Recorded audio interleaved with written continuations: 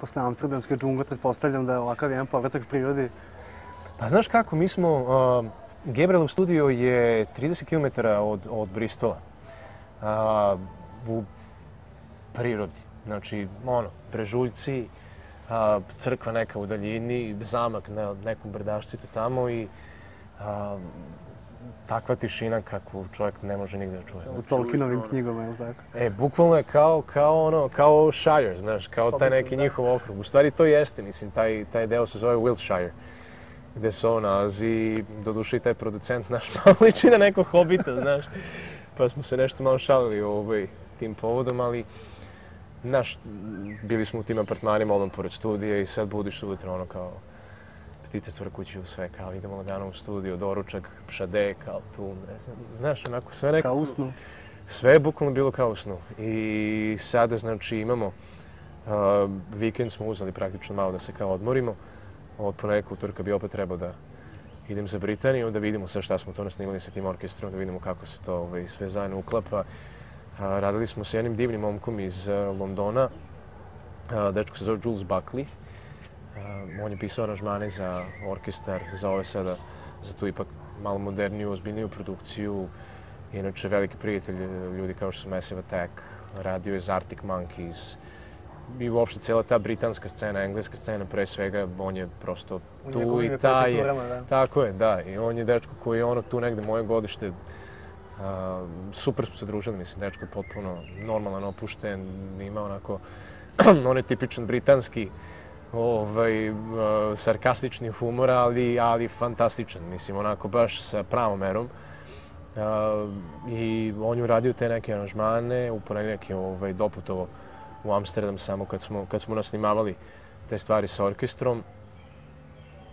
I tako, mislim, onda, ne znam, utorak se vratio za London zato što je imao svirku koju organizuje Massive Attack. Ima neki veliki festival koji su momci iz Massive Attacka dobili da organizuju i oni biraju ko će dođe, ko će da nastupa i sve su onako top A-list imena. Između ostalog on sa svojim orkestrom s kojim je u Britaniji, Heritage Orchestra se zove, taj orkestar s kojim radi.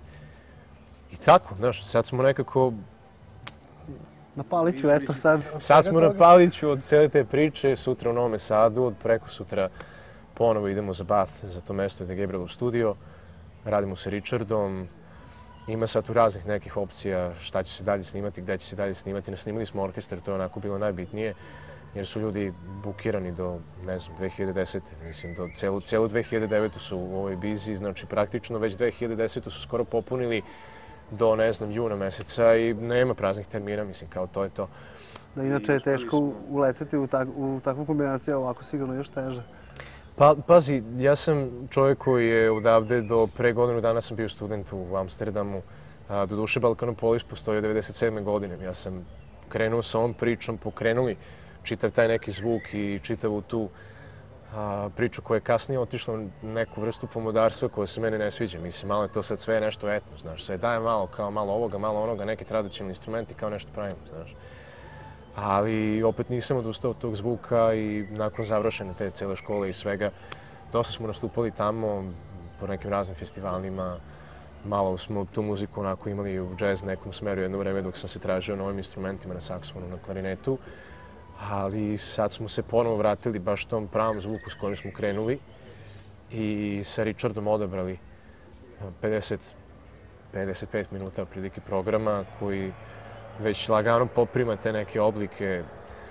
Stvarno, onako, mislim, fenomenalno zvuči. Znaš, to je ono što smo, zvuči kao sve ono što smo uvijek slušali, što dolazi sa zapada, znaš, kao svi ti britanski CD-i, ne znam, govorimo o produkciji, znači da ne bude da se poredimo sa Floydima i tako dalje, ali, znaš, čuš Pink Floyd i shvatiš koliko je tu jasan muzički izraz njihov, koliko su oni kao muzičari autentični, koliko imaju jedinstven zvuk, ali opet i kako je produkcija ta koja to sve podržava i drži na tom nekom nivou i sve što sam se uvijek pitao kako to da svi ti albumi tako zvuče. Ovdje kod nas, znaš, pustiš, pojačaš na 5 i već je buka, već ti nešto smeta, već su neke frekvencije koje su, znaš. Tako da oni su stvarno, Britanci su izmislili pop muziku. Tako da pravo zadovoljstvo raditi sa nekim koji je kao Richard, koji je mene u cijeloj ovoj priči doživao kao koproducenta. Ja sam uvijek bio ti si producent, ja sam čovjek koji je doneo to, znači muziku koji peva, solista, ne znam. Taj moj muzički izraz je to nešto što treba da snimimo, ali u suštini došli smo do toga da zajedno produciramo album, zato što je ipak zvuk koji tražim, imam vrlo jasnu sliku kako taj album treba da zvuči, apsolutno, znači funkcionišemo savršeno. Sve što je do sada uradio, sve te neke producentske stvari vezano za zvuk, stvarno je tačno zvuk ono koji sam tražio, jer on poznaje tu tehnologiju koju ja ne znam. Ja sam ipak s ove druge strane, držim te instrumente i pre svega sam prema njima onako fokusiran, ali ovo sa njime stvarno sam snova. Sada kada, slušajući imena koje si sve nabrao, ljudi koji si susreo, moj neki lični utisak da se ta etno muzika, znači taj široki pojam koji se sve više i više širi, da su ljudi sa ovog podneblja možda malo i prezasićeni toga. Da li oni ljudi koje ti srećeš u inostranstvu s tim nekim objektivnim pogledom, da li oni drugačije vide to? Da li smo se mi možda malo već prenaslušali te vrste muzike pa smo možda počeli to i da stavljamo u neke sfere koje možda tamo i ne pripadaju? Pa vidi, sad ako ispričamo o tim nekim žanrovima i to, muzika koju Balkanopolis stvara se napolju zove moderne tradicije, a nikako ne etno. Jer etno generalno ima tu neku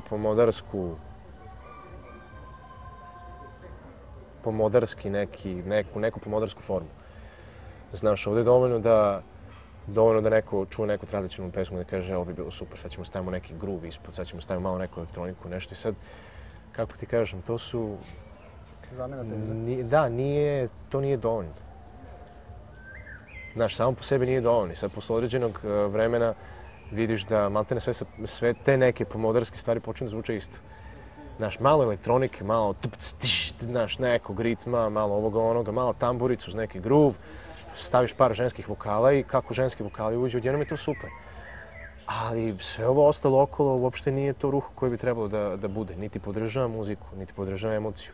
Naprotiv, znaš, sve je neka varijanta, sad ćemo napravimo nešto moderno, sad ćemo napravimo nešto, znaš, sad će to da bude pop hit i ne znam šta. Mislim da ljudi malo prilaze tome iz nekih pogrešnih pobuda, mada postoji jedna druga sfera ljudi koji su, što se kaže, pravi čuvari tradicije, kao što je Svetlana Stević, kao što je Svetlana Spajić, kao što je onako dosta nekih mladih ljudi koji sam upoznao, koji su uzeli gajde u ruke i vežbaju dan noć. Na moje veliko zadovoljstvo dobio sam poziv od nekoliko momaka koji su nešto u fazonu da ako imaš vremena, molim te malo da se nađemo, pa ti kao nešto malo uzmeš gajde da sviraš, pa da mi malo vidimo sad kako je tu šta. Momci, nema problema. Čim nađem neko slobodno vreme, nazovem ih i kao ajde, uzimaj gajde, daj da sviramo. I vidim da imaju vrlo zdrav pristup ka tradicionalnoj muzici, što me jako raduje, jer, znaš, nije ta neka pomodarska priča. Sad, ovo što radimo sa Balkanopolisom, nekako, znaš, dosta ima te neke moje emocije unutra i mog ličnog doživlja tradicionalne muzike. Naravno, trudim se da sve to što stvaramo podržava taj zvuk i podržava pre svega duhovnu i emotivnu snagu srpske tradicionalne muzike. Sve ostalo su neke druge pobude koje su bukvalno suprotne od onoga šta naša muzika predstavlja. Naša muzika nije muzika kroz koju se ljudi nešto prepotentno predstavljaju. Nije neka muzika koja je virtuozna u tom smislu da sad ti kao moraš da odsviraš milion nekih, ne znam, 16-tina, 100-tina, ovoga onoga da bi izneo tu emociju. Ne, naša muzika pre svega ima tu neku vertikalnu snagu. Pre svega je duhovna, produhovljena i ima emociju koja prosto pripada našem narodu, pripada duši srpskog naroda. I to su stvari koje su meni osnova svega. Znaš, sve ovo ostalo, znaš, da li je odsvirano ovako ili ne odsvirano onako, to su stvari koje praktično ne smiju da smetaju toj vrsti emocije. Sada, uz ovaj orkestar, takav kakav jeste, jedan od najboljih za koje ja znam je jedinstven, čak i po svom sastavu. Nije filharmonijski, nije džez, nije big band, ali imaju muzičare koji bukvalno vladaju svim tim žanrovima, svim tim sferama u jednom stvarno jedinstvenom orkestru od 50 članova sa gudačima, sa našim imenim duvačima, sa svim tim nekim sekcijama koje bukvalno funkcionišu kao orkestra već 60 godina. I uz producenta Petera Gabriela, uz ove divne muzičare, uz moje momke, stvarno sad onako održali smo tu zlatnu nit koju sam se stalno trudio, za koju sam se trudio da ostane netaknuta i mislim da ovaj novi album koji stvaramo stvarno će biti nešto drugačije od tog nekog etno zvuka koji je ovdje već toliko kao postao dominantan i već malo zasitio ljude i svi su nešto u fazonu, znaš, kao jao etno, znaš, kao ne mogu više etno mi je, kao dovde mi je došao. I sad, s druge strane, evo ovaj sad DVD koji je izašao, ljudi i dalje ne znaju da je žanrovska podela ipak malo drugačije. Etno je jedno, moderna tradicija je nešto drugo i dobijamo naš mailove stalno, ljudi koji su oduševljeni tim novim DVD-im koji je izašao. U sve priče ja inače ne volim etno, ali ovo je kao super, znaš, i onda kao mi njima nešto pošljemo, pa da, jer nije etno, znaš, moderne tradicije. To su neke nijanse koje su meni lično kao muzičaru bitne, inače za samu muziku u stvari nisu. To su samo prosto neke reči koje mi koristimo da malo napravimo tu neku razliku i da se možda na neki bolji način objasni šta mi to stvaramo i kako bi se sad to rečom moglo opisati, ali muziku prosto treba slušati. DVD je u prodaji, kažem, to je nekih 3,5 tone opreme koju smo donali od strane iz Holandije. Stvarno je onako produkcija tog DVD je izuzetna i nastavili smo sad istim tim koracima, trudimo se da održimo taj nivo, da stvarno budemo, što se kaže, bar a bar sa svim tim svetskim muzičarima, grupama, projektima i prosto drago mi je da srpska muzika, autentična srpska muzika, ukorenjena u Vizantiji, ukorenjena u tradicionalnom pevanju, grlenom pevanju, sa svim ovim našim divnim instrumentima od gajdi, kavala, frule, preko gusli, preko samice, ličke samice, dipli, dvojnica, svih tih instrumenta prosto nalazi svoj put u svetu i znaš kako, raduje me to da će ljudi imati priliku da u momentu kad se ovaj album bude završio u svetu prosto uključe radio stanicu, čuju srpsku pesmu, pevanu na srpskom, sa svim tim karakteristikama i emotivnim i duhovnim koje naša muzika ima. Za sam kraj ja ću ti naravno i Balkanopolisu poželiti puno sreće, a gledalcima ću poručiti da ne moraju da brinu da su one najvernije tradicije našeg naroda u najmlađim generacijama u sigurnim rukama. Prijetno. Puno sreće. Hvala. Živio. Nadam se da nismo jako... Isto, nego prosto sad sam onako, znaš, sve u momentu kada u stvari to sad prikuta.